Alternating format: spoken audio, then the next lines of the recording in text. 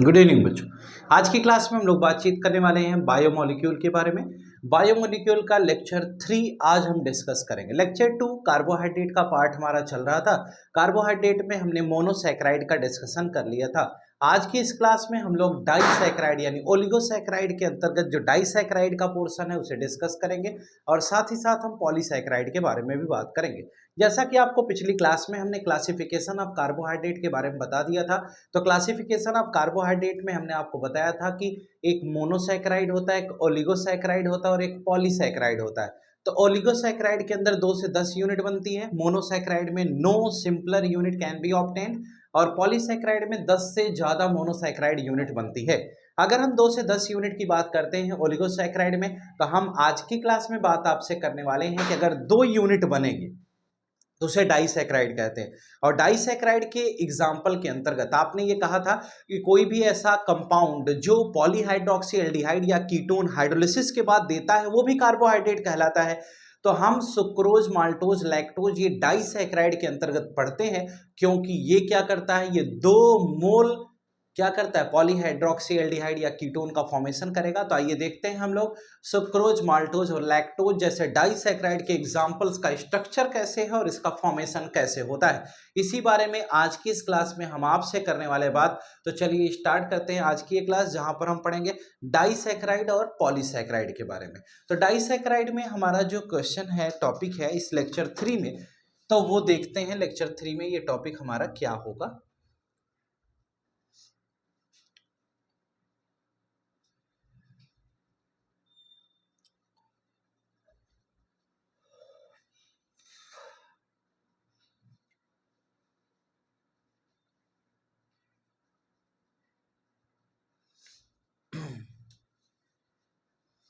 चलिए स्टार्ट करते हैं हम लोग। टॉपिक है हमारा बेटा आज का, जिसमें हमें बात आपसे करनी है, उस टॉपिक का नाम है डाइसैकेराइड। यानी कि हम डाइसैकेराइड के अंतर्गत पढ़ेंगे ओलिगोसैकेराइड का जो पार्ट डाइसैकेराइड है, उसी के बारे में आज की क्लास में हमें आपके साथ बात करनी है। तो देखिए टॉपिक हमारा क्या आ गया, डाइसैकेराइड। अगर हमें डाइसैकेराइड्स के बारे में पढ़ना है तो डाइसैकेराइड्स का पोर्शन जरा डिस्कस करते हैं। इस डाइसैकेराइड में टोटल कितने पार्ट आएंगे, तो हम कहते हैं इस डाइसैकेराइड के अंतर्गत हम 3 एग्जाम्पल पढ़े थे। पहला एग्जाम्पल था सुक्रोज का, ठीक है। दूसरा एग्जाम्पल हमारे पास माल्टोज का था और तीसरा एग्जाम्पल जो हमारे पास था वह था लैक्टोज का, ठीक है। यानी हम सुक्रोज के बारे में पढ़ेंगे, माल्टोज के बारे में पढ़ेंगे, लैक्टोज। हमने कहा था ओलिगोसैकेराइड के अंतर्गत जो डाइसैकेराइड आता है उसके ये 3 पार्ट है। डाइसैकेराइड को अगर एक्सप्लेन करने की बात करें तो हम ये पढ़ते थे कि अगर 2 यूनिट यानी कोई भी ऐसा कार्बोहाइड्रेट या कोई भी ऐसा कंपाउंड जिसकी हाइड्रोलिसिस करने के बाद 2 यूनिट मोनोसैकेराइड की बनती है उसे डाइसैकेराइड कहते हैं। तो एक सुक्रोज है, एक माल्टोज है, एक लैक्टोज है। तो अब हम ये बात करेंगे सुक्रोज कैसे बनेगा, माल्टोज कैसे बनेगा और लैक्टोज कैसे बनेगा। जरा तीनों का स्ट्रक्चर समझिएगा। उससे पहले एक बात हमें और ये ध्यान रखनी है कि एक इसमें टॉपिक आता है जिसका नाम है ग्लाइकोसिडिक लिंकेज। क्या, ग्लाइकोसिडिक लिंकेज। अच्छा बेटा, जैसा कि हमने पहले भी आपको बताया कि ये एक ऐसा चैप्टर है जिससे आने वाले क्वेश्चंस फिक्स होते हैं, उसमें किसी प्रकार का कोई चेंज नहीं होता है। यानी कि हर साल बोर्ड में वही क्वेश्चंस आते हैं। जैसे कि एक क्वेश्चन ये भी, ग्लाइकोसिडिक लिंकेज भी खूब पूछा गया।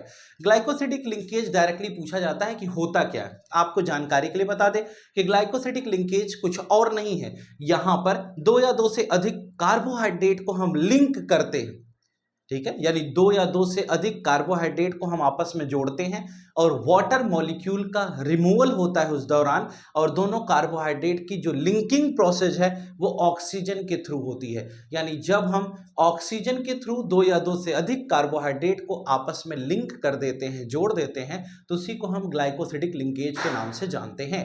तो ये तो हो गया ग्लाइकोसिडिक लिंकेज की बात। तो चलिए हम इसके और आगे चलेंगे।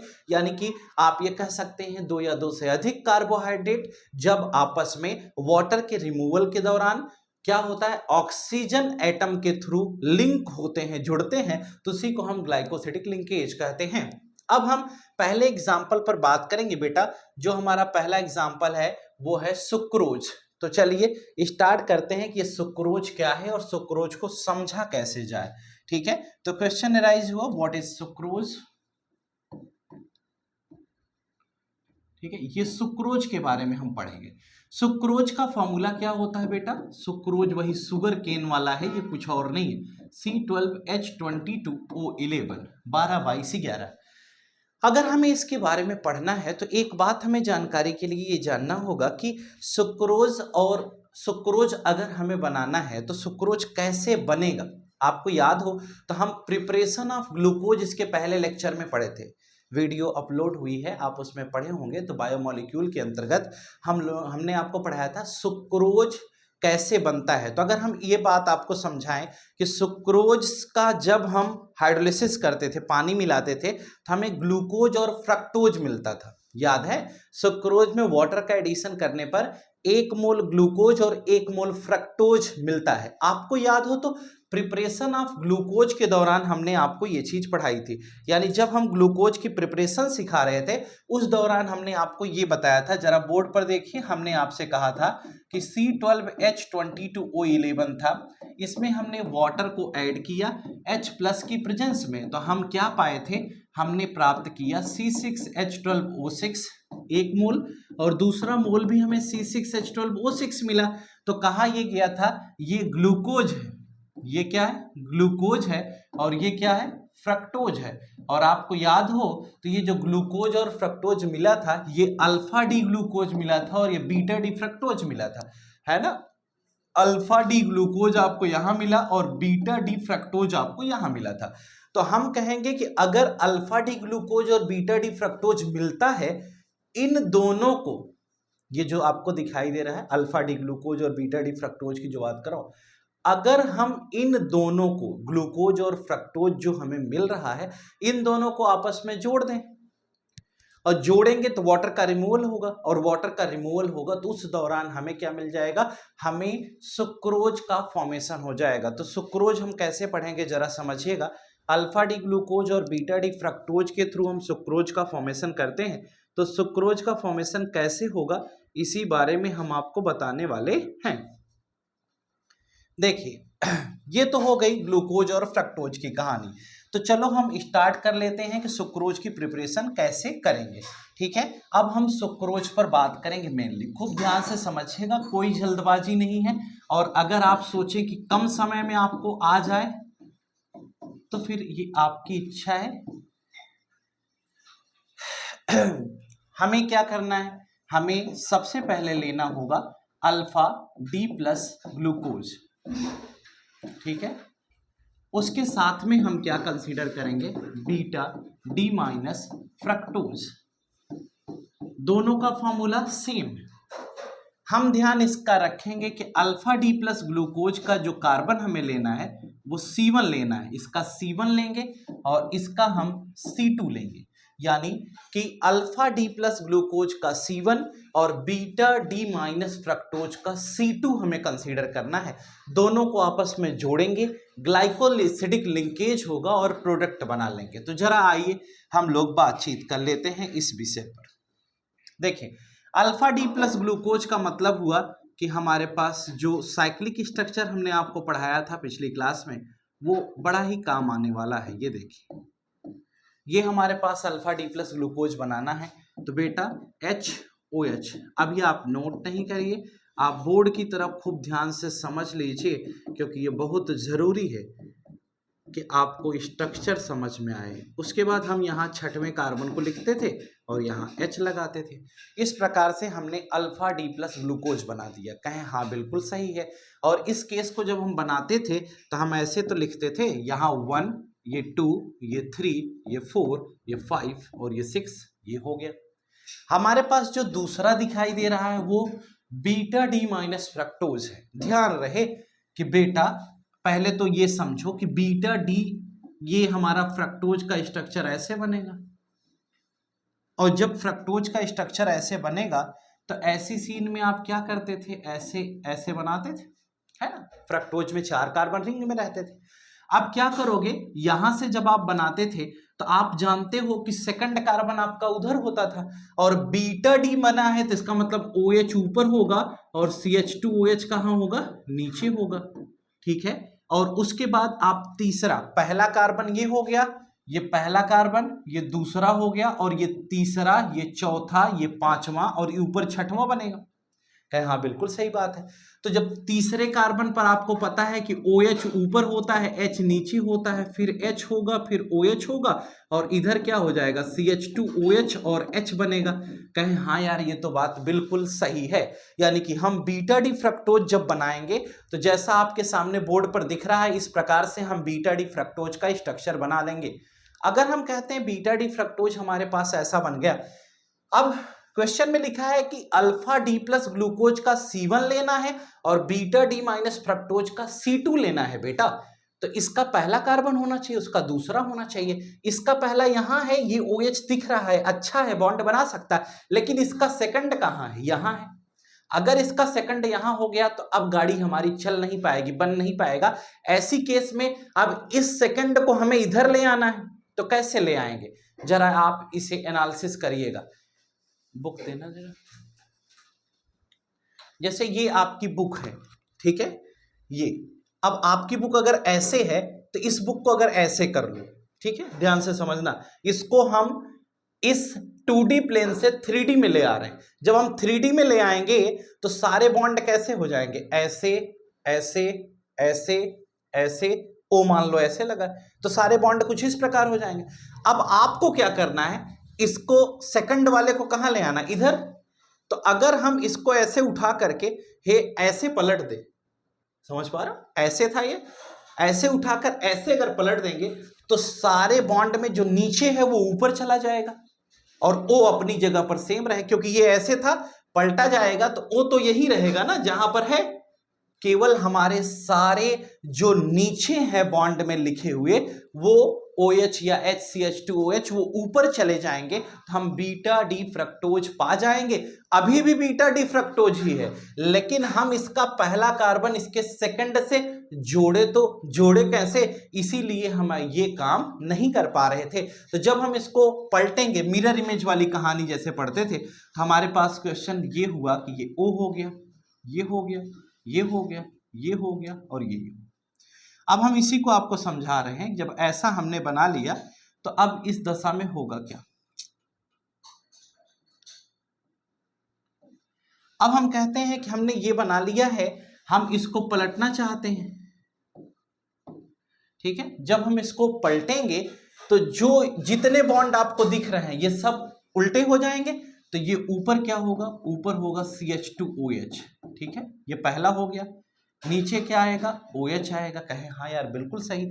इसका मतलब अगर हम कार्बन की काउंटिंग करेंगे तो कार्बन काउंटिंग करेंगे तो ये पहला हो गया, ये दूसरा हो गया, ये तीसरा हो गया, ये चौथा हो गया, ये पांचवा हो गया, और छठवां जब ऊपर ये था तो ये भी पलट जाएगा, तो नीचे जाएगा पलट करके। अभी बताता हूं कैसे। अब हमें दूसरे नंबर पे कार्बन तो मिल गया, जो हम खोज रहे थे वो हमें मिल चुका है। अब हम सारे बॉन्ड पलट रहे हैं, तो जो H है वो OH होगा, OHH में हो जाएगा। तो हम यहां पर क्या करेंगे, ये हमारा OHH हो जाएगा, ये हमारा HOH हो जाएगा, ठीक है, क्योंकि हमने नहीं, ये जो आपको दिखा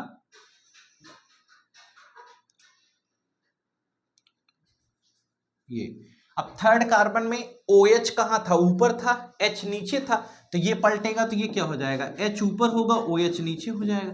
चौथे पर H ऊपर था, OH, ये OH हो गया और ये H हो गया। ऐसे आप जाएंगे और पांचवें पर जब आप पहुंचेंगे तो वहां पर क्या दिया गया, CH2OH और H है, तो वो आपका H और CH2OH हो जाएगा। तो कुल मिलाकर हम छठवें कार्बन तक पहुंच चुके हैं। अगर हम 6 कार्बन की केस इस प्रकार से पढ़ते हैं तो छठवें कार्बन तक अगर हम पहुंच चुके हैं, तो जरा देखिए जैसा आपको स्ट्रक्चर में दिखाया गया है। अगर ये 6 कार्बन की कहानी आपके समझ में आ गई हो तो फिर बिल्कुल गाड़ी सही चलेगी। छठवें कार्बन पर हाँ बिल्कुल सही बन गया, H और CH2OH। अब हम इस केस को लेकर के आगे की तरफ बढ़ते हैं और क्या पढ़ेंगे जरा उसको देखिए। इसको हमने कंप्लीटली क्या किया है, पलट दिया है। पलटते समय केवल इस बात का ध्यान रखना है कि हर पॉइंट पर लगा हुआ कार्बन से जो बॉन्ड कनेक्टेड है, जो बॉन्ड ऊपर है वो नीचे चला जाएगा और नीचे वाला ऊपर हो जाएगा। ये एकदम सही बना दिया। अब हम कहते हैं टोटल हमारे पास 6 कार्बन थे और 6 कार्बन हमारे बीटा के दिख भी रहे हैं। तो 6 अगर दिख रहे हैं तो हम अगले स्टेप में करेंगे क्या, उस पर हम आपसे बात करते हैं। तो जरा अगले स्टेप की कहानी, अब इसको मिटा देते हैं क्योंकि हमें इसकी मदद से बनाना था, हमने बना लिया। अब अगले स्टेप में जब हम जाएंगे तो यहां से क्या करेंगे, यहां से हमने ये बॉन्ड बना। अब ये देखना है कि एक का H लेना है और दूसरे का OH। यहां पर क्या लिखा है C1 और C2, मतलब फर्स्ट कार्बन इसका और सेकंड उसका, तो इसका H ले लो और उसका OH ले लो। H और OH आप क्या करोगे, यहां से यही तो पढ़ाया गया था ना, ये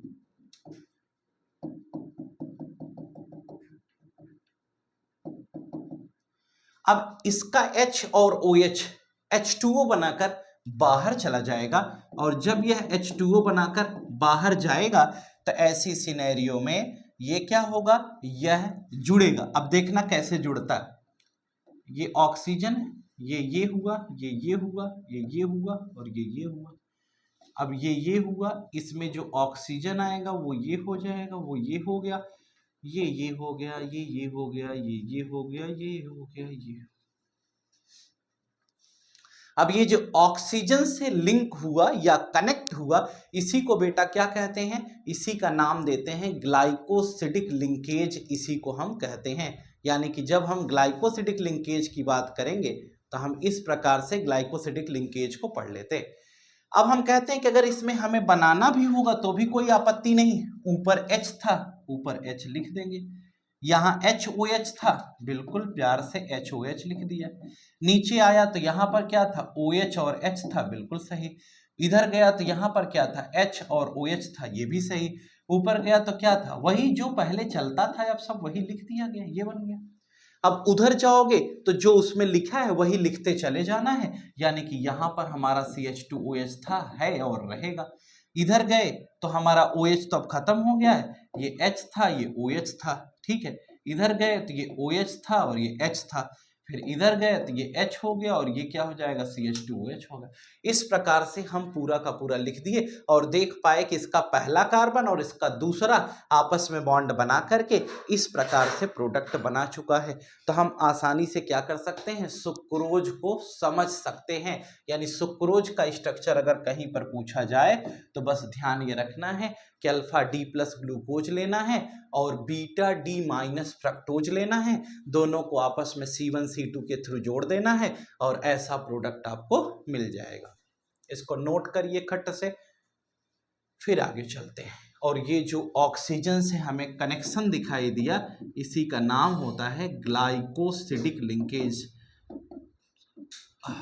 ये क्वेश्चन आ चुका है एग्जाम में, इसलिए थोड़ा सा इसको कंसंट्रेट होकर समझिएगा, पूछ लेता है कभी कभी बोर्ड में, तो आप कर सके।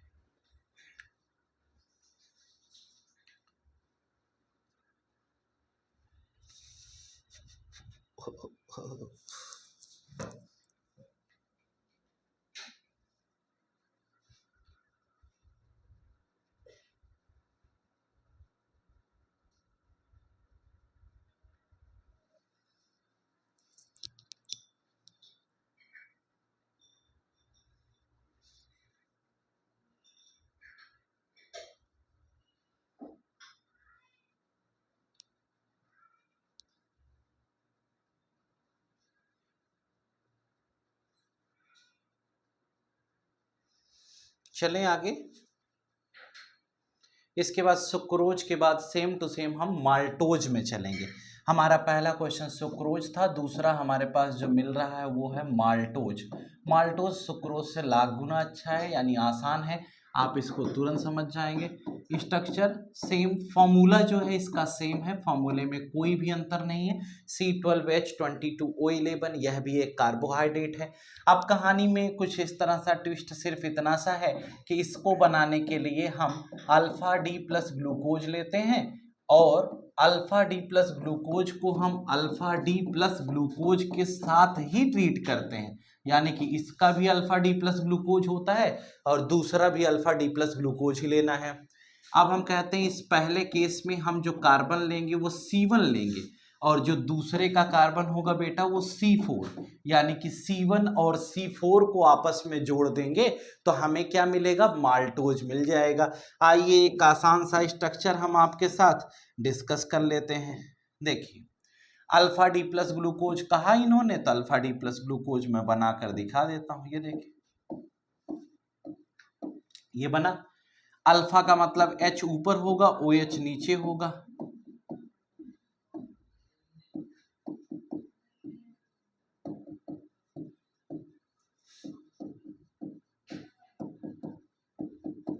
ये बन गया, ये अल्फा डी प्लस ग्लूकोज है। इसके साथ में हमें क्या लेना है, अल्फा डी प्लस ही लेना है, तो हम दूसरा जो लेंगे वो ऐसे ले लिए। ठीक है, ये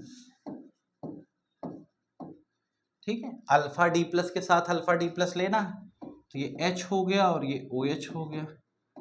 H OH OH H H OH CH2OH और ये क्या हो जाएगा, H हो गया। अब हम जब इसको बनाएं तो ये देखिए, अब इतनी जानकारी तो हमको हो ही चुकी है स्ट्रक्चर की, 1 2 3 4 5 और 6 हो गया बेटा, और ये 1 2 3 4 5 और 6 हो गया बच्चे। अब हमने कहा कि इसका पहला और इसका चौथा हमें आपस में जोड़ना है और ग्लाइकोसिडिक लिंकेज करा देना है, तो बस खत्म हो गई बात। ये देखिए ये HOH मिलकर H2O बनाएगा, दोनों बाहर चला जाएगा, ऐसी केस में माल्टोज खड़खड़ा के आएगा।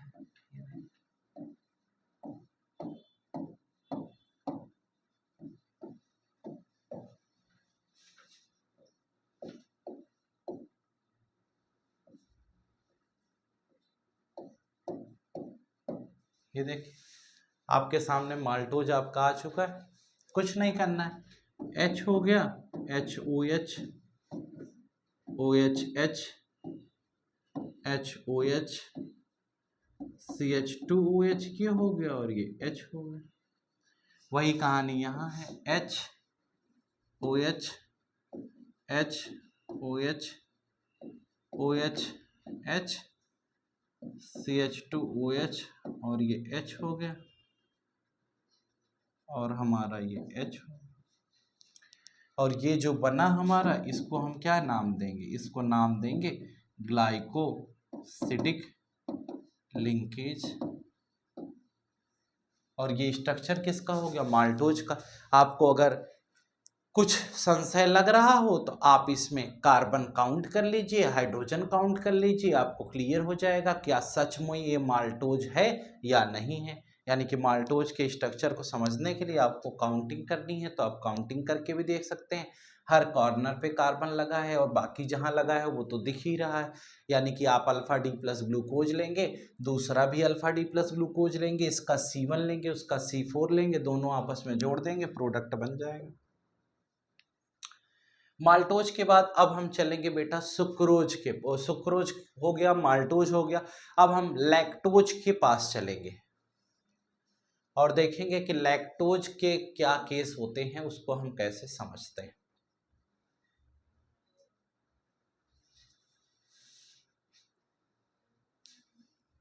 देखिए अगला स्टेप थर्ड है कि थर्ड नंबर पे हमारे पास आया, वो कौन सा है, वो लैक्टोज। आपको पता होगा लैक्टोज शुगर मिल्क में प्रेजेंट होता है और इसका फॉर्मूला C12H22O11 होता है। बिल्कुल सही बात। कहा गया कि अगर C12H22O11 इसका फॉर्मूला है तो हम इस लैक्टोज के कॉन्सेप्ट को आज डिस्कस करेंगे आपके साथ। अगर इस लैक्टोज के कॉन्सेप्ट को हमें डिस्कस करना हो तो हम कैसे पढ़ेंगे, इसमें भी वही याद रखना पड़ेगा किसको किसके साथ और क्यों मिलाया। आपको याद रखना है इसके आंसर में कि आप कंसीडर करेंगे बीटा डी प्लस गैलेक्टोज, और इसके साथ आप बीटा डी प्लस ग्लूकोज को ट्रीट करेंगे, बीटा डी प्लस ग्लूकोज लेंगे। यानी बीटा डी प्लस गैलेक्टोज को बीटा डी प्लस ग्लूकोज के साथ ट्रीट किया जाएगा। अच्छा, ये गैलेक्टोज एक नया प्राणी कहाँ से आ गया? यानी कि हम तो अभी तक ग्लूकोज जानते थे, गैलेक्टोज कैसे बनेगा? पहले हम लोग इस पर बात कर लेते हैं कि how to form glucose, sorry galactose. एक बात आप जरा गौर करिएगा, इसको केवल बनाना है फिर मिटा देना है। ये देखिए, हम भली भांति जानते हैं कि ये हम बनाने जा रहे हैं OH H H OH OH H H OH और ये CH2OH और H। आपको इस बात से अंदेशा हो जाना चाहिए कि हम कहना क्या चाह रहे थे। ये जो हमारे सामने बना हुआ है ये बीटा डी प्लस ग्लूकोज का स्ट्रक्चर है, ठीक है। कहा गया बीटा डी प्लस ग्लूकोज हमारे पास बना हुआ है। अब हमें पता है ये 1 2 3 4 5 और 6, ये 6 कार्बन भी इसमें मौजूद है। इसमें हम कहेंगे कि जो C4 है, C4 के रिस्पेक्ट में अगर हम 180 डिग्री के एंगल से रोटेशन करते हैं या घुमा देते हैं इसके बॉन्ड को, तो हमें बीटा डी गैलेक्टोज की प्राप्ति होती है। यानी ये O हो गया, ये बना। अब हम क्या करेंगे, इसमें ये H ऊपर हो जाएगा, OH नीचे हो जाएगा।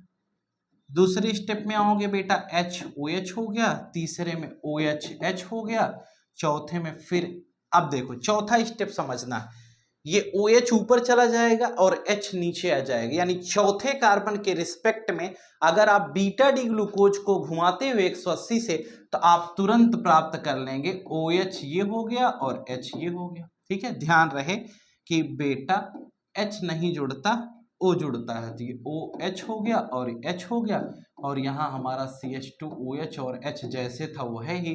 तो ये जो हमें मिला वो क्या है, बीटा डी प्लस गैलेक्टोज की प्राप्ति हो गई। किसकी प्राप्ति हो गई? Beta D plus galactose.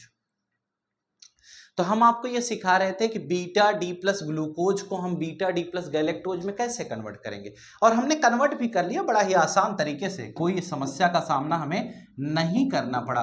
और ये देखिए हमारे पास बीटा डी प्लस गैलेक्टोज प्राप्त हो चुका है। हमने कहा बीटा डी प्लस ग्लूकोज और बीटा डी प्लस गैलेक्टोज को आपस में मिलाएंगे और प्रोडक्ट पाएंगे, जो हम आपको समझाएंगे। ये चीज क्लियर हो जानी चाहिए।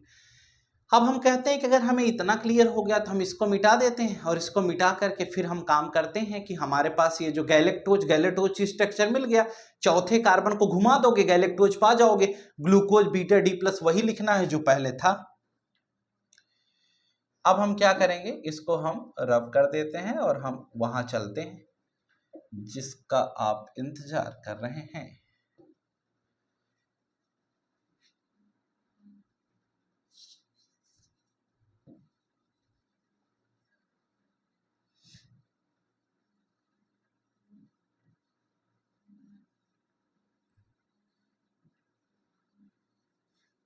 देखिए, अब हमें क्या करना है कि इस क्वेश्चन को समझने के लिए हम बीटा डी गैलेक्टोज का जो कार्बन लेंगे वो C4 लेंगे, ठीक है। कौन सा लेंगे? बीटा डी गैलेक्टोज का जो हमें कार्बन लेना है वो C2 लेंगे। क्या लोगे? सॉरी, इसका C1 लेना है, ठीक है। इसका C1 लेना है, पहला कार्बन बीटा डी गैलेक्टोज का लेंगे, और इसका कौन सा कार्बन लेंगे? C4 लेंगे। यानी C1 C4 का रिलेशन हमें ध्यान में रखकर चलना है। आसान सा केस है, आइए डिस्कस करते हैं। ये देखिए, अब हमें बीटा डी गैलेक्टोज बनाना है। ये OH, ये H, ये H, OH। आपको मालूम है पहले कार्बन के रिस्पेक्ट में ही चीजें बदलती थी बीटा में। ये हमारा OH हो गया, ये H हो गया। चौथे पर घुमाना था तो हम HOH लिखते थे, तो ये OH और H हो जाएगा। एक और सिनेरियो आप जान सकते हो, बीटा डी गैलेक्टोज में पहले और चौथे कार्बन की कंडीशन सेम रहती है। पहले में भी OHH है, चौथे में भी OHH ही रहेगा। ऐसे भी याद कर सकते हो। इतना प्रेशर कौन लेगा यार, सीधा याद रखो, उसके चौथे को घुमाएंगे, आंसर पाएंगे, जो हम आपको आज समझाएंगे। यहां से 1 2 3 4 5 और ये 6 हो गया। तो टोटल कार्बन हमें कितना मिल गया? 6 कार्बन मिल गया। अब हम कहते हैं इसका ट्रीटमेंट हम दूसरे के साथ करेंगे। जब दूसरे के साथ करेंगे तो हमें ये क्या मिला, जरा ये देखो। ये जो दूसरा केस हमें मिल रहा है, इसको हम कैसे पढ़ेंगे, ये देखिए। अब दूसरी कहानी में बीटा डी प्लस ग्लूकोज हमें लेना है, तो ग्लूकोज लेंगे तो ये OH हो गया, ये H हो गया, ये H हो गया, ये OH हो गया, ये हमारा OH है, ये H है। ये अब यहाँ ध्यान रखना है कि इसमें घुमाए थे तो इसमें नहीं घुमाना है, ये H होगा और ये OH होगा, और ये CH2OH होगा और ये H होगा। आपको पता है कि बीटा डी ग्लूकोज ये हमारे पास ये मौजूद है, बीटा डी ग्लूकोज, इसी को तो घुमाए थे तब जाकर हम कुछ आपको बताए थे, जो हम ऐसे समझाए थे। देखो चौथे कार्बन पर ही घुमाया था तो OH ऊपर चला गया था, H नीचे आ गया था। बड़ा ही प्यारा सवाल है, देखिए आइए हम लोग पहुंच चुके हैं। अब कैसे बनी, पहले तो इसे सटा रहता था तो यहां से बना देते थे, अब सटा नहीं तो दूर दूर है तो तिरछिया बॉन्ड बन जाएगा। देखो अब मत सोचना तिरछिया नाम का कौन नया बॉन्ड आया है, ये H देखो,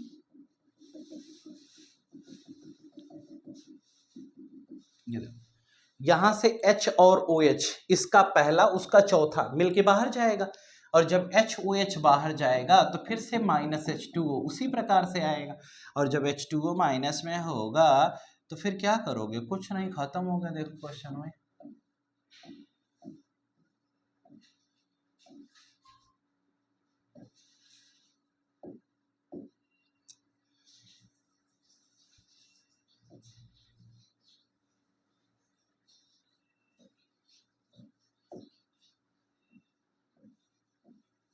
ये देखो, अब ऑक्सीजन का कनेक्शन कैसे होगा, यहां से ऐसे कर देना बस, ये देखिए जो पहले सीधा सीधा कनेक्ट होता था अब ऐसे कनेक्ट होगा, बस खत्म हो गया। इसमें OH था, ये H हो गया, फिर HOH हो गया, फिर OH H हो गया, फिर ये OH H हो गया, और ये जैसे ही बाकी सब हैं वैसे ही इसको उतार लेना होता है, अपने मर्जी से कुछ नहीं करना। OH H हो गया, HOH हो गया, OH H हो गया, HOH था ही, और ये CH2OH और H हो गया।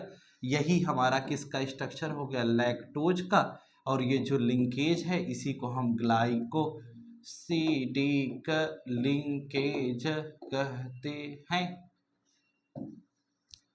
फॉर्मूला वही C12H22O11, फॉर्मूले में कोई बदलाव नहीं, फॉर्मूला बिल्कुल सेम है, जैसे पहले वाले का था वैसे ही सेम इसका भी फॉर्मूला होगा। उम्मीदन लैक्टोज समझ में आ जाना चाहिए, यानी कि लैक्टोज हम कैसे बनाएंगे जैसा आपके सामने बोर्ड पर दिखाया गया है। उम्मीद करता हूं कि लैक्टोज का केस आपको क्लियर हो जाना चाहिए, बना लीजिए खट से।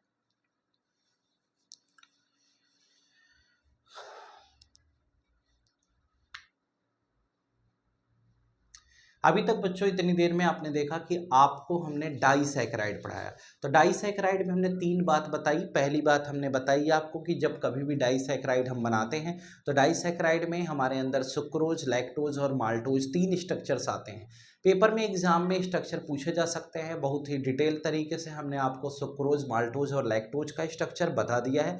उम्मीद करता हूँ कि वीडियो आपको पसंद आई होगी, पसंद आना मतलब कि अच्छी लगी होगी, समझ में भी आई होगी। इसके बाद हमारे पास अभी पॉलीसैकेराइड का एक टॉपिक है, उसको लेकर हम नेक्स्ट लेक्चर में आपसे मिलेंगे, यानी कि अगली जो लेक्चर होगा उसमें हम पॉलीसैकेराइड की बात करेंगे, क्योंकि लेक्चर्स बड़े हो जाते हैं तो आपको पढ़ना कठिन हो जाता है। पॉलीसैकेराइड में हम एमाइलोज, एमाइलोपेक्टिन के साथ साथ ग्लाइकोजन, सेलुलोज के स्ट्रक्चर के साथ आपसे मिलेंगे, यानी कि अगले लेक्चर में, यानी जो नेक्स्ट क्लास होगी उसमें हम आपसे बात करेंगे कि स्टार्च क्या होता है, स्टार्च किन किन चीज़ों से मिलकर बना हुआ है, उसके साथ हम आपको बताएंगे ग्लाइकोजन क्या है, ठीक है, सेलुलोज का स्ट्रक्चर कैसे बनता है, बीटा लिंक किसे कहते हैं, अल्फा लिंक किसे कहते हैं, वो भी बात हम लोग डिस्कस करेंगे।